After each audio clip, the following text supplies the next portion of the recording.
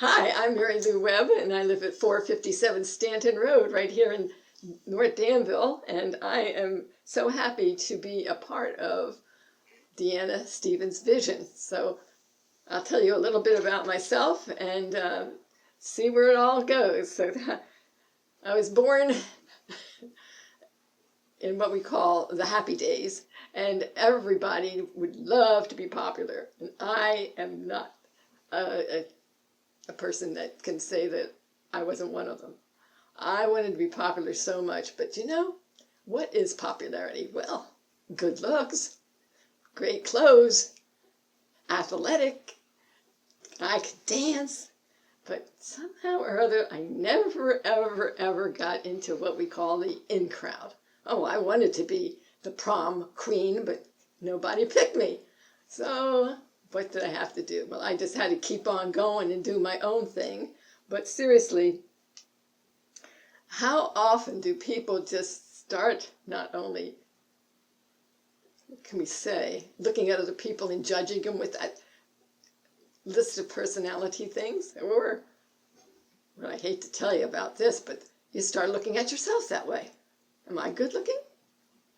Do I have a nice personality? Can I dance? Well, does it really matter? But, you know, you think, well, out of high school, I'm going to stop doing those silly things and looking at myself in that way. But to tell you the truth, it stays. I don't know about you, but I've seen people get jobs because they're good looking. I see people getting married because they have a great personality. You see other people because they dress nicely, and not looking at all at people's character, but hey, you're good looking, you look great with me, I like you. Well, so years go by, and you're hoping, well, I hope my friends don't look at me that way, but well, let's have a little test now. I married Paul.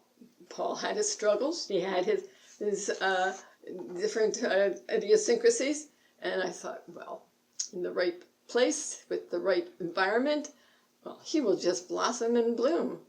Well, he didn't blossom and bloom because he had a traumatic brain injury, and some of it couldn't be changed. So what happens? Well, pretty soon my friends weren't calling, they weren't writing, they weren't visiting. And all of a sudden, I found myself in a rejection, isolation. That way, hold it, my popularity slipping. What am I going to do? Well, I had a choice. Either go with my friends and leave Paul, or choose Paul and lose my friends. What would you do? Well, I chose to stay with my husband, and I can say I didn't regret it for 1 minute.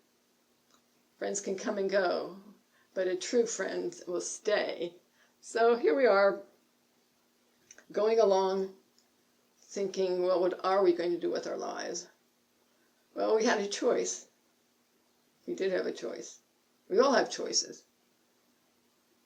Are we going to sit around?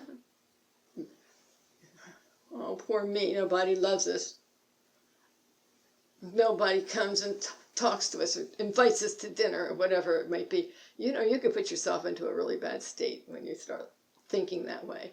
But no, what we found out is by walking through this struggle together, we became stronger in character, stronger in our walk with the Lord, and we had something to share with people that were struggling, trying to help people. And so what we did was we started a magazine called Head to Head, which was put together by people that were brain injured or they're survivors.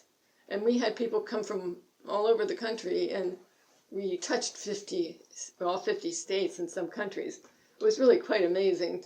And then eventually we put it on the internet for people where when they were having a hard time at 2 o'clock in the morning, they could find us with a word of hope. So that's one thing we did, and we also brought hope and care to many TBI survivors right here in St. Johnsbury as being facilitators for a traumatic brain injury support group. So we went along pretty well for a long time, even though doctors said, you're not going to be able to do it. You have too bad of a brain injury. But God gave my husband and myself the strength and knowledge to do it, in spite of what they said and whatever tests said. So that's the important thing here. And doctors aren't always right. And so as the years went by, he did become more ill and eventually died in 2012. But his dream hasn't died. And what was interesting is I became friends with Joshua, Deanna's son, who also had a brain injury, but of all the different kind. And he helped me with my scenery, just like my husband used to do.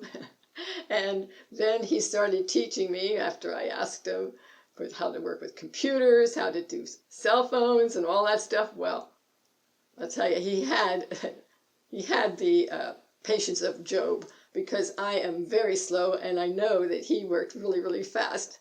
So for him to sit and while I'm plunking away, it was something to behold, really. So anyway, that worked out great. And then one day I'm standing here in the living room, or dining room rather, and I said to Joshua, Josh, is your mom looking for a piece of land? He said, yes. I said, well, maybe she might like the piece of land up here on the top of the hill. And okay, throw it at her, see what she had to say. Well, she said yes. And things are moving along to make that vision a reality. I'm real excited about being part of it.